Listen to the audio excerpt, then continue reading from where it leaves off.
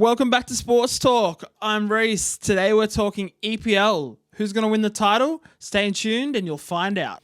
Number 4, Manchester United. Bruno Fernandes made a massive difference when he was signed last year. After lockdown, Manchester United were a different team going forward. Martial, Rashford, Greenwood, Fernandes, all adding a lot more creativeness going forward, a lot more goals and a lot more chances. So this year with a full season with that team, I think they're going to go a little better than last year. Maybe finishing a little bit lower than last year, but I think the points tally and the gameplay will be better. The Manchester United starting 11 is one of the better starting 11s in the league, and I think they can compete with anyone on their day. My only concerns with Manchester United is their lack of depth in the squad. They haven't been very active in this transfer window.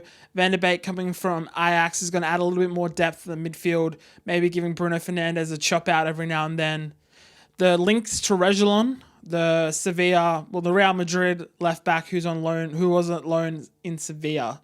He might add a lot more attacking going forward down that left wing, maybe unlock Rashford a little more. If Manchester United do have a weakness, it is the fact that their left and right backs aren't very attacking. Very good defensively, not very well attacking.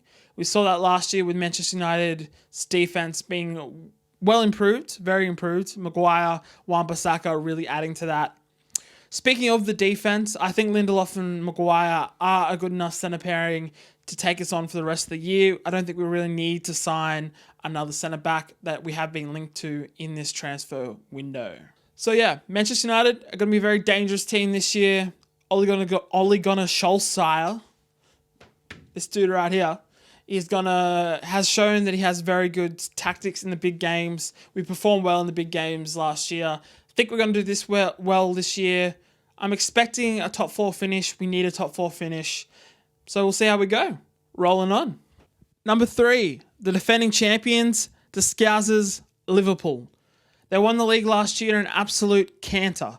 It was already over by halfway through the season. This year, they're bringing back pretty much the same team, same squad. They haven't really added to it that much. They have been linked with some players in the transfer window. Didn't have enough cashola to get over the line. Their starting 11, still one of the best starting 11s in the league. Salah, Mane out front. The backline of Van Dijk, Gomez, Roberts, and Arnold are all very good for their position. Great system under Klopp. They will be very hard to beat. If Mo Salah continues his form from the last couple of years, he'll be up there in the Golden Boot race. They will be hard to stop. Their defense is solid. My biggest concerns with Liverpool are the fact that they haven't strengthened their squad. We saw in the Leeds game, when they made substitutions, they didn't really have anyone to bring on to add a bit of difference, to add a point of difference, to add some goals. They had Fabinho coming on, who's kind of same with Henderson. Not really anyone to bring on the front 3. So if Firmino, Salah, or Mane get injured, they could be in trouble. Depth is a real issue. And with limited funds, I just don't think they're going to add to this in the window. Maybe they can sell Windard.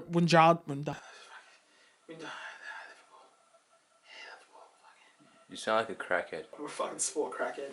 How to pronounce Wijnaldum.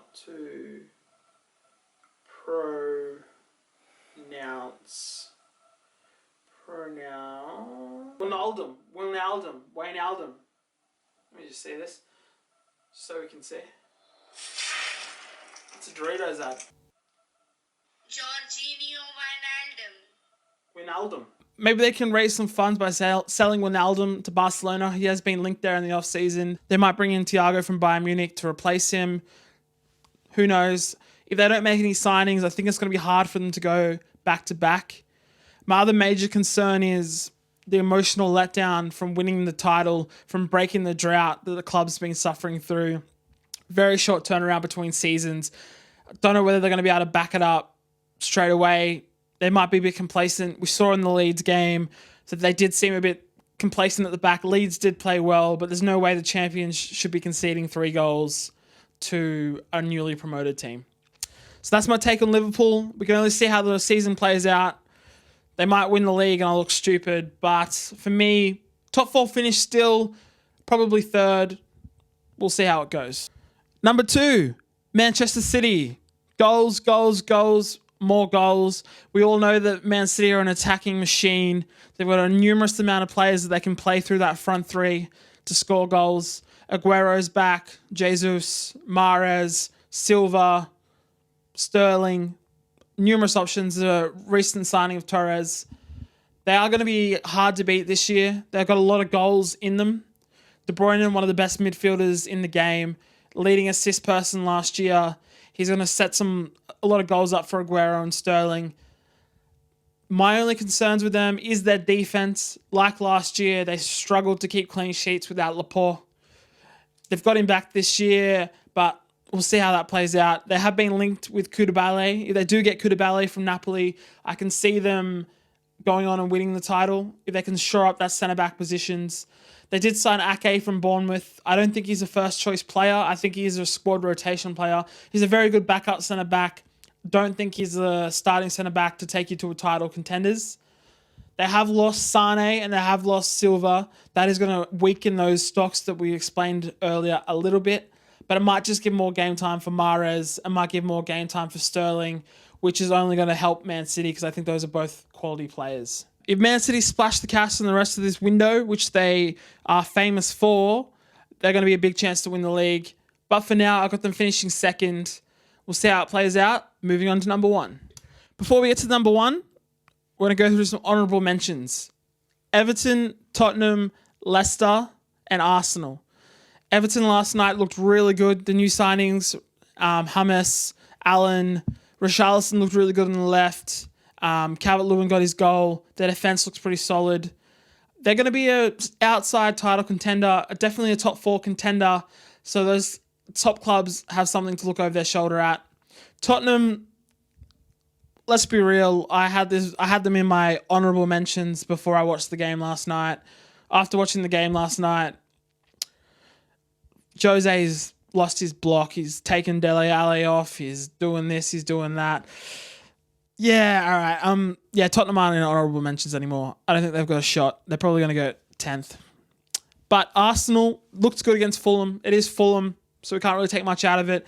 Aubameyang looked good. Lacazette looked good. Gabriel, the new signing, looked good. The back five was working. The midfield looked strong defensively. Keeper was all right. They're going to be an outside title contender. Definitely a top 4 contender. They won the FA Cup last year. Beat Liverpool for the Shield this year. Definitely a team to watch. Arteta's got them going in the right direction. And Leicester, Maddison coming back in off the bench looked good. Barnes looked good. Vardy looked a little ordinary. Still got 2 goals from the penalty spot. When they bring Evans back, Leicester will do Leicester things. They'll be there or thereabouts. Hopefully they can rebound from last year's choke job. We'll see how they go. They're my honourable mentions. Now let's hit with number one. Number one, Chelsea. I might be a bit of a prisoner of the moment for this selection. Just FYI, this is recorded before the Brighton game. So if they go and play shit against Brighton, then, well, this video is going to look awfully fucking shit, isn't it? But hopefully they don't. Hopefully they go out and put some goals in. I swear he's... Fuck. Chelsea have made some really good signings this year. Really splashed the cash like they're spending someone else's money. Havertz, Werner.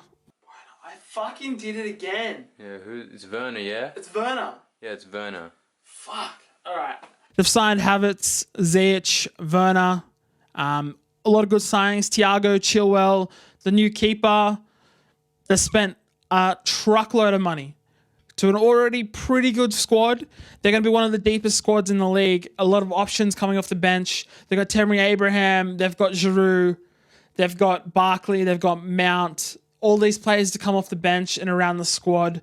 Help them challenge on all fronts in the Champions League and in the league. I think their attacking going forward is going to be the difference.